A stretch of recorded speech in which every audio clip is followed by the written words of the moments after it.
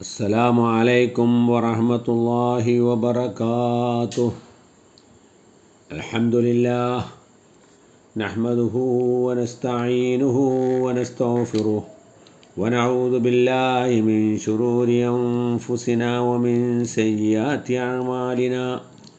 من يهده الله فلا مضل له ومن يضلل فلا هادي له. وأشهد أن لا إله إلا الله وأشهد أن محمدا عبده ورسوله أرسله بالهدى ودين الحق ليظهره على الدين كله ولو كره المشركون. اللهم صل على محمد وعلى آل محمد كما صليت على إبراهيم وعلى آل إبراهيم. اللهم بارك على محمد وعلى آل محمد كما باركت على إبراهيم وعلى آل إبراهيم إنك حميد مجيد.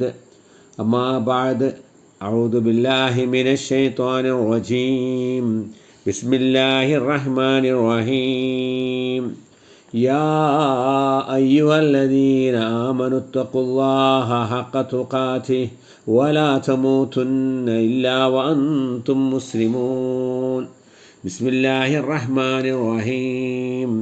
وما آتيتم من ربا ليربو في أموال الناس فلا يربو عند الله.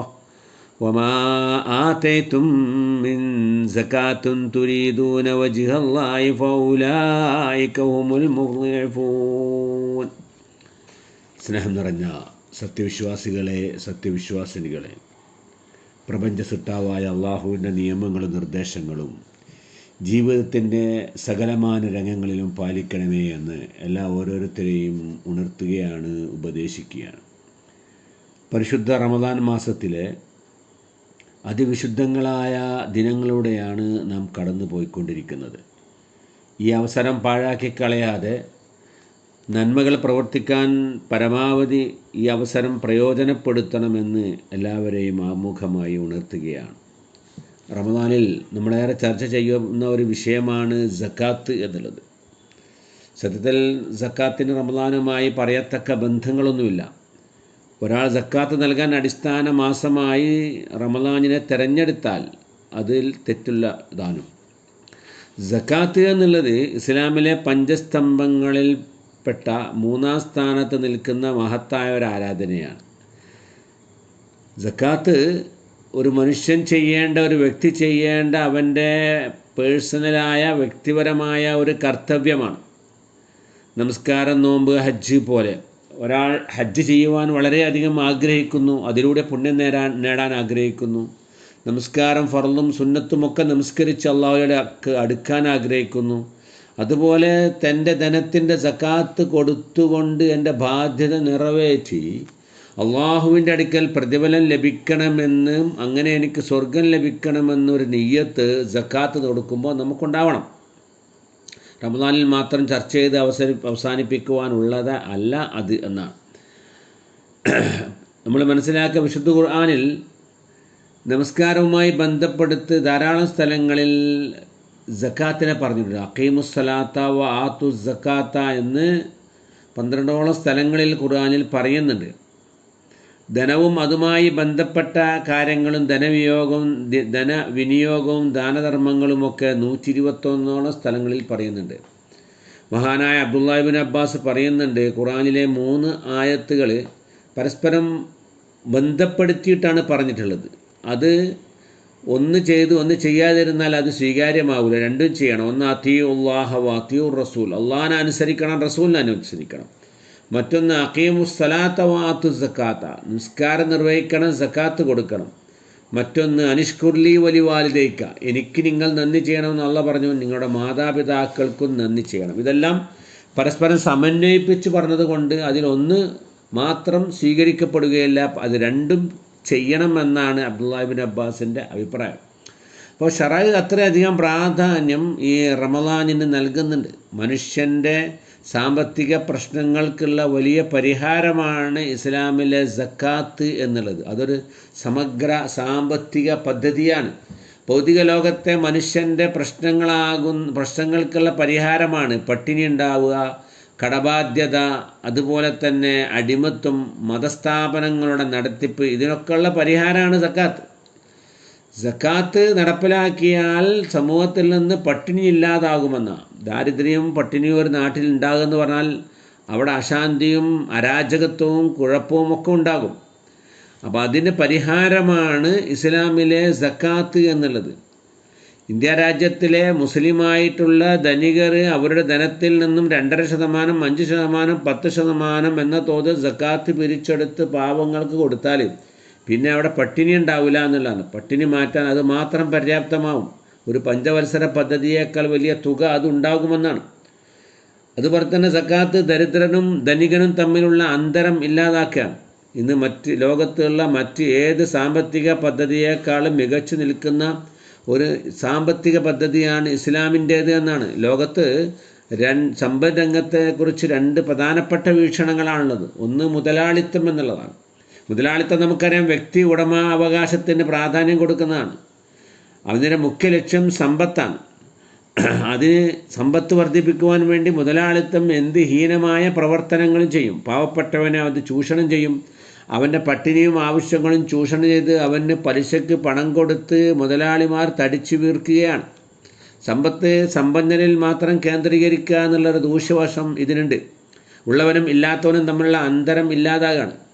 ലോകത്തിൻ്റെ സമ്പത്തിൻ്റെ 80% ജനസംഖ്യയിൽ 10% വരുന്ന അതിസമ്പന്നരുടെ കയ്യിലാണെന്ന്. ഇന്ത്യയിലെ സമ്പത്തിൻ്റെ 73% 1% വരുന്ന സമ്പന്നരിലാണ്.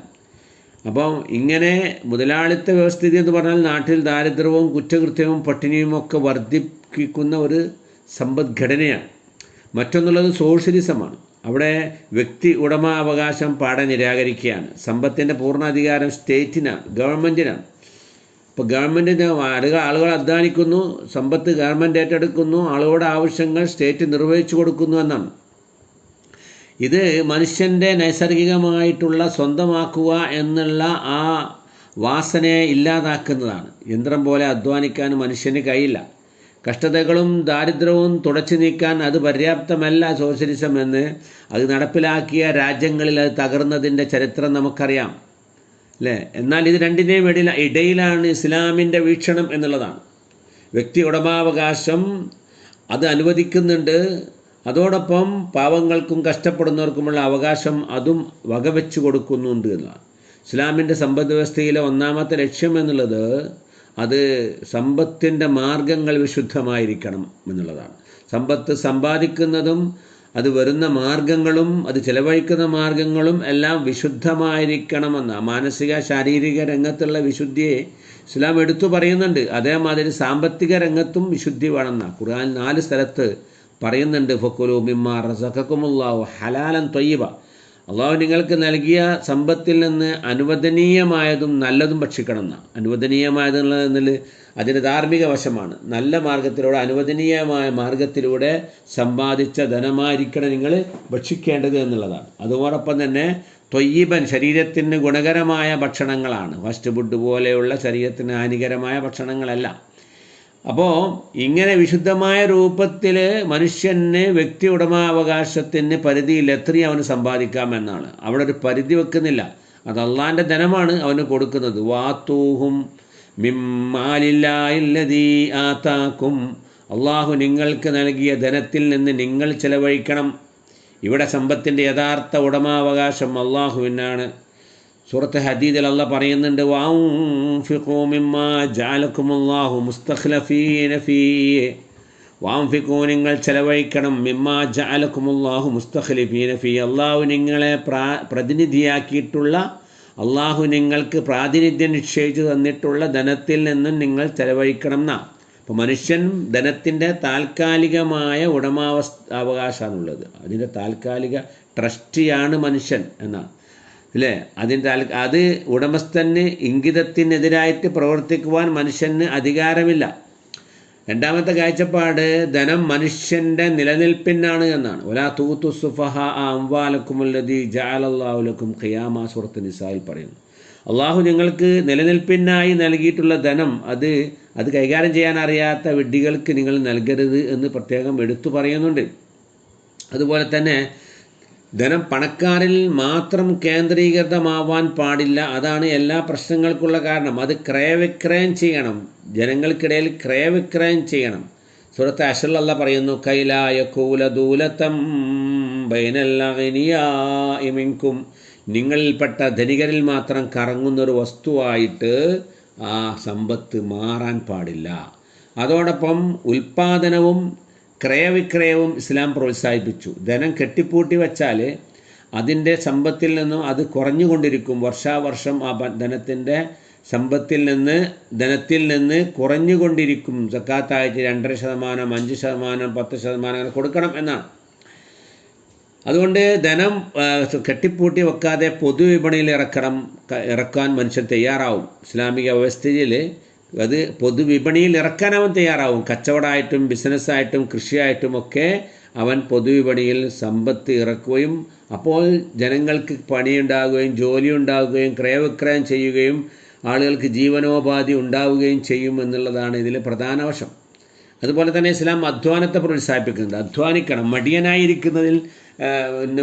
മടിയന് ഇസ്ലാമിൻ്റെ സ്ഥാനമല്ല. മടി വരുന്നതിൽ നിന്ന് അള്ളാഹുവിൻ്റെ രക്ഷ ചോദിക്കാൻ വേണ്ടി റസൂലുള്ളാഹി പ്രാർത്ഥന വരെ പഠിപ്പിക്കുന്നുണ്ട്. അപ്പോൾ പ്രവാചകന്റെ ഹദീസ് കാണാം, മാ അക്കല അഹദുൻ തഅമൻ ഖത്തു ഖൈറൻ മിൻ അൻ യഅകുല മിൻ അമലി യദിഹി. ബുഖാരി റിപ്പോർട്ട് ചെയ്ത ഹദീസാണ്. സ്വന്തം കരം കൊണ്ട് അധ്വാനിച്ചുണ്ടാക്കി ഭക്ഷിക്കുന്നതിനേക്കാൾ നല്ല ഒരു ഭക്ഷണം, ഉത്തമമായ ഒരു ഭക്ഷണം അവന് കഴിക്കുന്നില്ല എന്നാണ്. അപ്പോൾ ഇങ്ങനെ പണമിറക്കിയും അധ്വാനം കാഴ്ചവെച്ചും നാട്ടിൽ ഉൽപ്പാദനം ഉണ്ടാവണമെന്നാണ് ഇസ്ലാമിൻ്റെ സമ്പദ് വ്യവസ്ഥയെ ആഗ്രഹിക്കുന്നത്. പലിശ ഇസ്ലാം നിരോധിക്കേണ്ടത്. അത് ചൂഷണമാണ്. പാവപ്പെട്ടവൻ്റെ ആവശ്യം ചൂഷണം ചെയ്ത് പണക്കാരനും ബാങ്കുകളും തടിച്ചു വയ്ക്കുകയാണ്. വാങ്ങിയ പണത്തിൻ്റെ ഇരട്ടിയിലധികം അടച്ചിട്ടും അവൻ്റെ പണം തീരുന്നില്ല എന്നുള്ളതാണ്. അത് പലിശയായിട്ട് അവർ വീണ്ടും വാങ്ങിക്കൊണ്ടിരിക്കുകയാണ്. കർഷകർ ആത്മഹത്യ ചെയ്യുകയാണ്. കൃഷിക്ക് വേണ്ടി ലോണെടുത്ത ആളുകൾ പലിശ അടക്കാൻ കഴിയാതെ ആത്മഹത്യ ചെയ്യുന്നൊരവസ്ഥ. വമാ ആതൈതും മിർ റിബാ ലിയർബുവ ഫീ അംവാലിന്നാസ് ഫലാ യർബുവ ഇൻദല്ലാഹ്. നിങ്ങൾ റിബക്ക് പലിശയ്ക്ക് വേണ്ടി നൽകിയ ധനം ജനങ്ങൾക്ക് നിങ്ങൾ പലിശക്കായി നൽകിയ ധനം എന്തിനാ കൊടുത്തത്? ലിയർബുവ ഫീ അംവാലിന്നാസ്, അത് കൂടുതൽ ലഭിക്കുവാൻ വേണ്ടി, പലിശ ലഭിക്കുവാൻ വേണ്ടി. അത് ഫലാ യർബുവ ഇൻദല്ലാഹ്, അള്ളാഹുവിൻ്റെ അടുക്കൽ അത് വളരുകയില്ല. വമാ ആതൈതും മിൻ സകാത്തിൻ തുരീദൂന വജ്ഹല്ലാഹ് ഫഉലൈക ഹുമുൽ മുളൈഫൂൻ. അള്ളാഹിൻ്റെ പ്രീതി ഉദ്ദേശിച്ചുകൊണ്ട് നിങ്ങൾ നൽകുന്ന സക്കാത്ത് അത് ഇരട്ടിയായിട്ട് നിങ്ങൾക്ക് അതിൻ്റെ പ്രതിഫലം ലഭിച്ചുകൊണ്ടിരിക്കും എന്നാണ്. അപ്പം ഇസ്ലാമിക വ്യവസ്ഥിതിയിൽ ധനം പണക്കാരിൽ നിന്നും പാവപ്പെട്ടവരിലേക്ക് സക്കാത്തും സദഖയുമായിട്ട് പ്രവഹിക്കണം എന്നാണ് ഇസ്ലാമിൻ്റെ വ്യവസ്ഥ പറയുന്നത്. അങ്ങനെ പണക്കാരനും പണിക്കാരനും പാവപ്പെട്ടവനും തമ്മിലുള്ള അന്തരം കുറയും. അവർ തമ്മിൽ വിദ്വേഷമില്ലാതാവും, അസൂയയില്ലാതാവും. പണക്കാരന് എത്ര ഉണ്ടായാലും അതിന് 2.5% എനിക്ക് കിട്ടും എന്ന് പാവപ്പെട്ടവന് മനസ്സിലായി കഴിഞ്ഞാൽ പിന്നെ അവനോട് വിദ്വേഷം ഉണ്ടാവില്ലല്ലോ, അല്ലേ? സക്കാത്തിലൂടെ ദരിദ്രന് സമൂഹത്തിൽ മാന്യമായ സ്ഥാനം ലഭിക്കുകയാണ്. അവനുള്ള വിഹിതം അവൻ്റെ വീട്ടിലേക്ക് എത്തിച്ചു കൊടുക്കുകയാണ്. അതിനുവേണ്ടി അവൻ പ്രയാസപ്പെട്ട് ധനികൻ്റെ വീടിൻ്റെ മുമ്പിൽ ഉമ്മറത്ത് പോയി കാത്തു നിൽക്കേണ്ട ആവശ്യമില്ല, അവൻ്റെ അവകാശമാണ്. അപ്പോൾ ഇതാണ് ധനത്തെക്കുറിച്ച് ഇസ്ലാമിൻ്റെ വീക്ഷണം. അതുകൊണ്ട് തന്നെ ധനികൻ്റെ നിശ്ചിത പരിധിയിൽ കൂടുതലുള്ള ധനത്തിന് ചുമത്തുന്ന നിർബന്ധ ദാനമാണ് സക്കാത്ത്. അപ്പോൾ ആ സക്കാത്തിൻ്റെ പരിധി എത്രയാണ്, അതിൽ നിന്നും എത്ര ശതമാനമാണ് കൊടുക്കേണ്ടത് എന്നുള്ള കാര്യങ്ങളൊക്കെ നമ്മൾ കൃത്യമായി അറിഞ്ഞിരിക്കണം എന്നാണ്. വളരെ എളുപ്പത്തിൽ മനസ്സിലാക്കാൻ പറ്റിയ നിയമങ്ങളാണ് എല്ലാ രംഗത്തും ഇസ്ലാം മുന്നോട്ട് വെക്കുന്നത്. സക്കാത്തിൻ്റെ വിഷയത്തിലും ആർക്കും എളുപ്പത്തിൽ മനസ്സിലാവാം. റസൂലുള്ളാഹിൻ്റെ കാലത്ത് സ്വർണ്ണ നാണയമായ ദീനാറും വെള്ളി നാണയമായ ദിർഹമും ആണ് ഉണ്ടായിരുന്നത്. പ്രവാചകൻ സല്ലല്ലാഹു അലൈഹി വസല്ലമ പറഞ്ഞു, നിങ്ങൾ 200 ദിർഹം ഒരാളെ കൈവശമുണ്ടെങ്കിൽ അവൻ സക്കാത്ത് കൊടുക്കണം എന്ന് റസൂലുള്ളാഹി പറഞ്ഞു. അതേപോലെ തന്നെ 20 ദീനാർ ഉണ്ടെങ്കിലും അതിൽ നിന്നും സക്കാത്ത് കൊടുക്കണം. അന്ന് അത് രണ്ടും തുല്യമായിരുന്നു. ഇന്ന് വളരെ വ്യത്യാസമാണ്. അപ്പോൾ സ്വന്തം കയ്യിലും ബാങ്കുകളുമായി നിക്ഷേപമായിട്ട് സക്കാത്ത് നിക്ഷേപമായിട്ട് 200 ദിർഹം അതുണ്ടെങ്കിൽ അവൻ സക്കാത്ത് കൊടുക്കണം. 200 ദിർഹം എന്നുള്ളത് ഇന്ന് 590 ഗ്രാം വെള്ളിയാണ് അതിന് ഈക്വലായിട്ടുള്ളത്. 590 ഗ്രാം വെള്ളിയുടെ അത്ര വെള്ളിയുടെ ആ പണം അവൻ്റെ കയ്യിലുണ്ടെങ്കിൽ അവൻ സക്കാത്ത് കൊടുക്കണം. 1 ഗ്രാം വെള്ളിക്ക് ഇന്നത്തെ റേറ്റ് 276 രൂപയാണ്. 590 × 276 1,62,840 രൂപ ഒരാളുടെ കൈവശം നിക്ഷേപമായിട്ട് അവൻ്റെ ഏത് സോഴ്സിൽ നിന്നാണെങ്കിലും, അത് വാടകയിൽ നിന്നും അവൻ്റെ അധ്വാനത്തിൽ നിന്നും ഒക്കെ ഉണ്ടെങ്കിൽ അതിൻ്റെ 2.5% അഥവാ 4071 രൂപ കൊടുക്കണം. അതിൽ കൂടുതലുണ്ടെങ്കിൽ അതിനനുസരിച്ച് എല്ലാത്തിനും ഇത്ര കൂടുതലുണ്ട് അതിനൊക്കെ 2.5 കൊണ്ട് അത്ര ശതമാനം അവൻ സക്കാത്തായി 2.5% സക്കാത്തായിട്ട് അവൻ കൊടുക്കണം. പിന്നെ സ്വർണത്തിൻ്റെ കണക്ക് റസൂലുള്ള പറഞ്ഞ 20 ദീനാറാണ്. 20 ദീനാർ എന്ന് പറഞ്ഞാൽ ഇന്ന് 85 ഗ്രാമാണ്, 10.5 പവനാണ്. ഇന്ന് മാർക്കറ്റിൽ 22 കാരറ്റ് സ്വർണത്തിന് 1 ഗ്രാമിന് 14,760 രൂപയാണ്. 1 പവന് 1,18,000 അപ്പോൾ അതിൻ്റെ 10.5 പവൻ എന്ന് പറയുമ്പോൾ 12,39,840 രൂപയാണ് 10.5 പവൻ എന്ന് പറഞ്ഞാൽ. അതിൽ നിന്ന് അവന് കൊടുക്കേണ്ടത് 2.5% അഥവാ 2.5 ഗ്രാം സ്വർണം. ഇന്ന് സ്വർണത്തിന് വില കൂടിയ ആൾക്കാർ ചോദിക്കുന്നുണ്ട്, അതിൻ്റെ സക്കാത്ത് കണക്കാക്കുമ്പോൾ വാങ്ങിയ കണക്കാണോ പൈസേൻ്റെ കണക്കാണോ, വാങ്ങിയ അന്നത്തെ വിലയാണോ അല്ല ഇപ്പോഴത്തെ വിലയാണോ കണക്ക് കൂട്ടേണ്ടത്? 2 വില നിങ്ങൾ കണക്ക് കൂട്ടണ്ട. നിങ്ങൾ 10.5 പവൻ ഉണ്ടെങ്കിൽ അതിന് 2.5 ഗ്രാം സ്വർണം സക്കാത്തായും കൊടുത്താൽ മതി. 2.5 ഗ്രാം സ്വർണം കൊടുക്കുക. അപ്പോൾ അതിനെത്ര വില വരിക? അത് അന്നത്തെ വിലയാണ്, ഇന്നത്തെ വിലയാണ് കണക്ക് കൂട്ടേണ്ടത്. അത് കൊടുക്കണം. 2 ഗ്രാം സ്വർണത്തിന് പിന്നെ വില എന്ന് പറയുമ്പം 36,900 റുപ്യ ഉണ്ടാവും. അത് പാവപ്പെട്ടവൻ്റെ അവകാശമാണ്, അത് അവന് കൊടുക്കണം. ഒന്നുകിൽ പൈസ കൊടുക്കുക അല്ലെങ്കിൽ 2.5 ഗ്രാം സ്വർണം കൊടുക്കുക എന്നാണ്. 10.5 പവനായിക്കഴിഞ്ഞാൽ 10.5 പവന് സക്കാത്ത് കൊടുക്കണം. അതിൽ കൂടുതൽ എത്ര ഉണ്ടോ അതിനൊക്കെ ഈ കണക്കനുസരിച്ച് സക്കാത്ത് അവന് കൊടുക്കണം എന്നുള്ളതാണ്. ധരിക്കുന്ന ആഭരണത്തിൻ്റെ സക്കാത്തുണ്ട്. മഹാനായ ഉമർ അൽ ഖത്താബ് തൻ്റെ ഗവർണറായ അബൂ മൂസൽ അശ്ശരിക്ക് എഴുതി, മുർ മിൻ ഖിബലിക മിൻ നിസായിൽ മുഅ്മിനീന യുസദ്ദിഖന മിൻ ഹുലിയിന, നിൻ്റെ രാജ്യത്തുള്ള സ്ത്രീകളോട് അവരുടെ ആഭരണത്തിൽ നിന്നും അവർ സക്കാത്ത് കൊടുക്കണം, സദക്ക കൊടുക്കണമെന്ന് അവരോട് പറയണം എന്നാണ്. റസൂലുള്ളാഹിന്റെ അടുക്കൽ ഒരു സ്ത്രീ വന്നു. ഒരു കുട്ടിയെയും ഒക്കത്ത് കെട്ടിയിട്ടാണ് വന്നത്. കുട്ടിയുടെ കയ്യിൽ 2 വള ഉണ്ടായിരുന്നു. റസൂൽ ചോദിക്കുന്നുണ്ട്, ഇതിന് സക്കാത്ത് കൊടുത്തോ? അപ്പം അവർ പറഞ്ഞു ഇല്ല. എന്നാൽ നരകത്തിൽ നിന്നൊരു വള അണിയിക്കുന്നത് നീ ഇഷ്ടപ്പെടുമോ എന്ന് ചോദിച്ചപ്പോൾ ആ സ്ത്രീ ആ വളകൾ ഊരി ബൈത്തുൽ മാലിലേക്ക് സക്കാത്ത് കൊടുത്തുന്ന. അപ്പോൾ ഇതിൽ പണ്ഡിതന്മാർക്ക് വേറെ അഭിപ്രായമുണ്ട്. സ്വർണത്തിൻ്റെ സക്കാത്തിനും അന്ന് രണ്ടും തുല്യമായിരുന്നു, 20 ദീനാറും 200 ദിർഹമും. ഇന്ന് വളരെ വ്യത്യാസമുണ്ട്. അതുകൊണ്ട് സ്വർണത്തിൻ്റെയും അടിസ്ഥാനമായിട്ട് വെള്ളിയുടെ ഈ നിസാബാണ് കണക്കാക്കേണ്ടത് എന്ന് പറഞ്ഞ ആളുകളും ഉണ്ട്. അഥവാ 1,62,840 രൂപയുടെ ഒരു 1.5 പവൻ്റെ ആഭരണങ്ങളുണ്ടായാലും അതിൻ്റെ സക്കാത്ത് 2% കൊടുക്കണമെന്ന് പറഞ്ഞ ആളുകളുണ്ട്.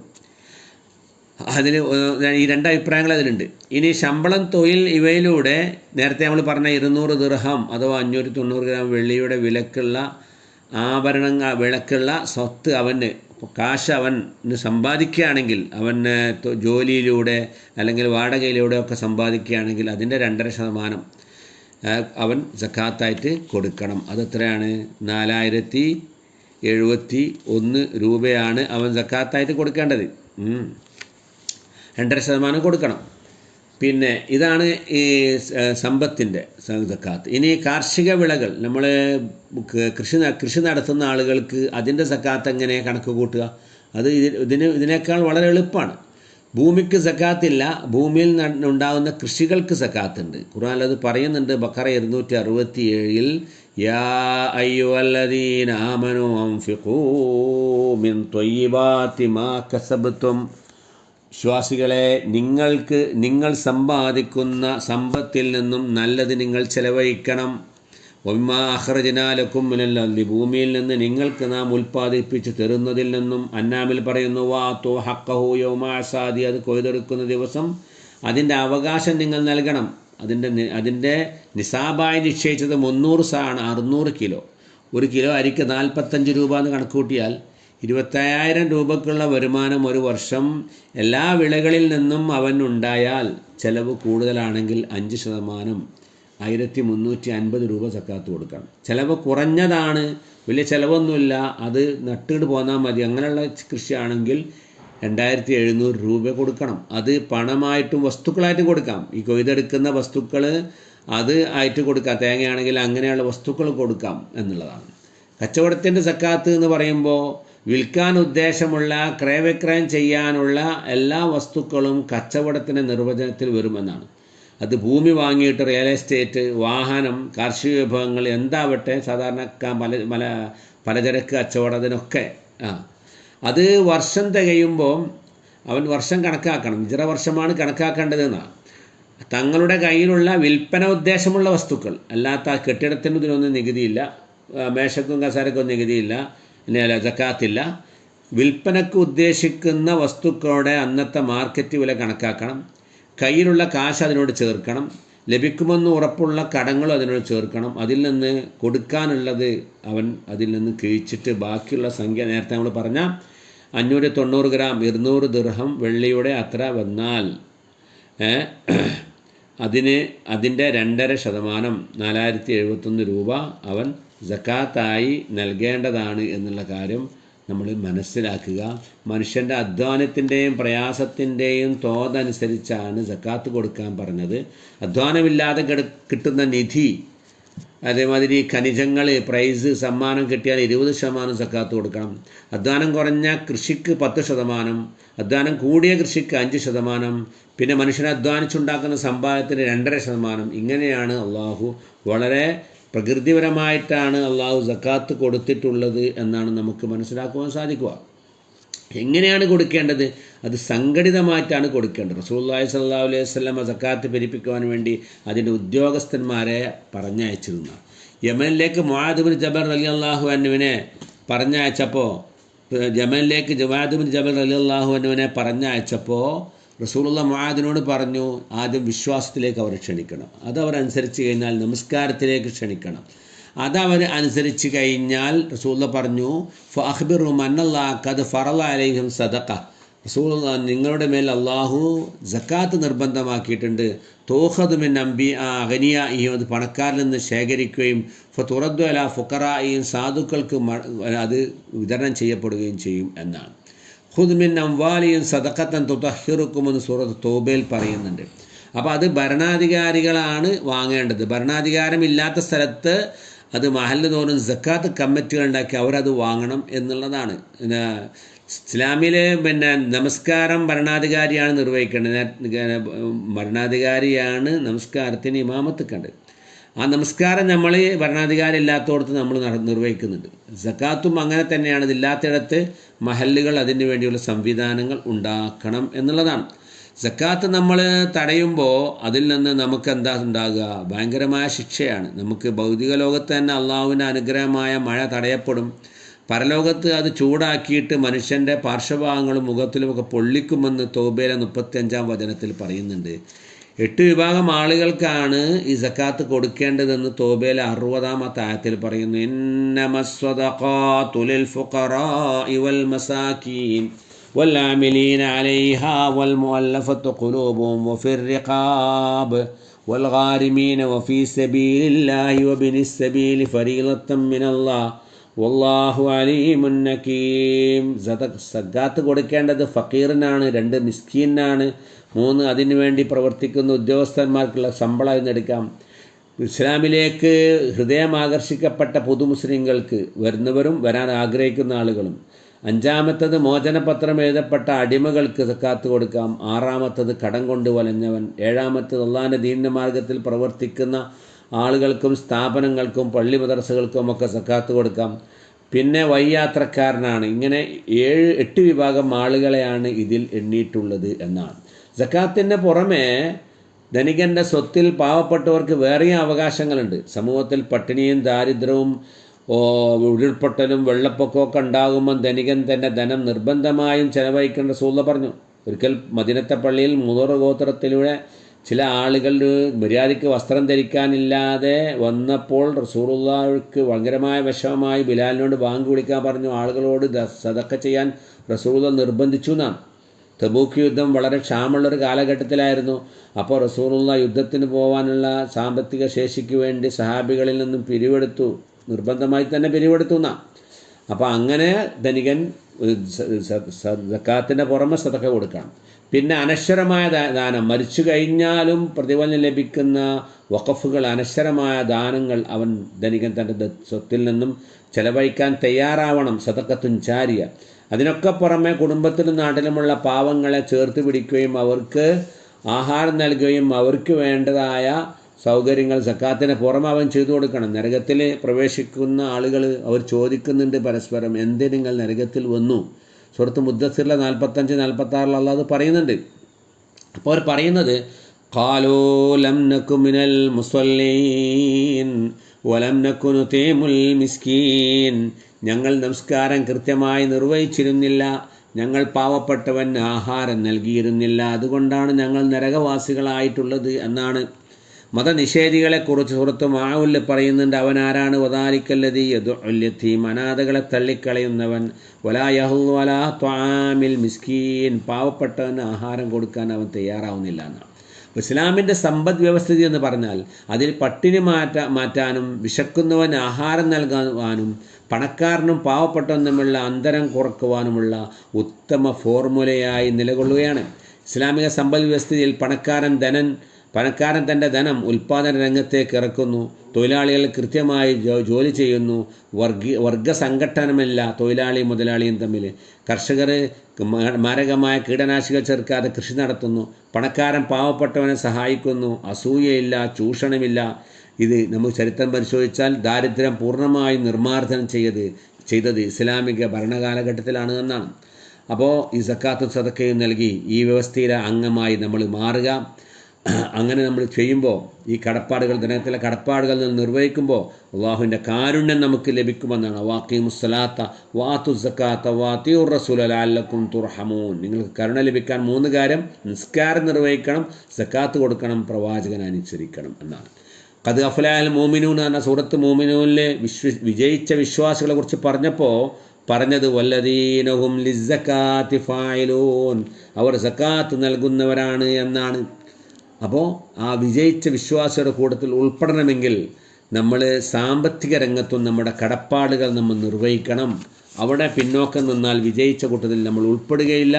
അതുകൊണ്ട് നമ്മളെല്ലാവരും തന്നെ വിജയിച്ച വിശ്വാസിയുടെ കൂട്ടത്തിൽ ഉൾപ്പെടുവാൻ ഇസ്ലാമിലെ സക്കാത്ത് വ്യവസ്ഥയും അതുപോലെ തന്നെയുള്ള ദാനധർമ്മങ്ങളും നിലനിർത്തിയും കൊണ്ട് അത് ജീവിതത്തിൽ പ്രാവർത്തികമാക്കുക.